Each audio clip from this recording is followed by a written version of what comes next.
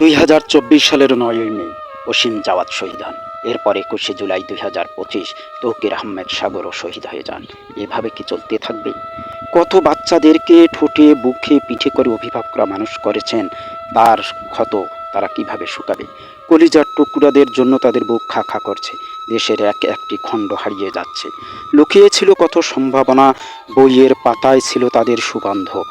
এক বন্ধু আর এক বন্ধুকে জীবন দিয়ে হলে উদ্ধার করতে এগিয়ে যাচ্ছে, কিন্তু নিরুপায় এক মা বাবা গাতেই তাদের নিরাপদ রাখতে পারছি না। বুক ফাটা কান্না ছাড়া কিছুই করার নেই।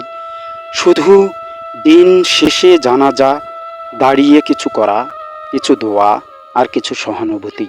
আর আমাদের দেশে এই রোগীকে যে হাসপাতালে বিপদের সময় কোথাও নিয়ে যাবে, সেখানে কিন্তু অনেকে রিক্সা ভাড়া দেয় না। 10 টাকার রিক্সা ভাড়া নেয় 50 টাকা, 100 টাকা, 1000 টাকা। আর এক বোতল পানির দাম যেখানে নেয় 600 টাকা। কি করুণ পরিণতি! আমরা কবে মানুষ হব, কবে সজাগ হব, সেটার কিন্তু আসলে কোনো ইয়ত্তা নেই। এখন এই সময় এসেছে আমাদের জাগ্রত হবার।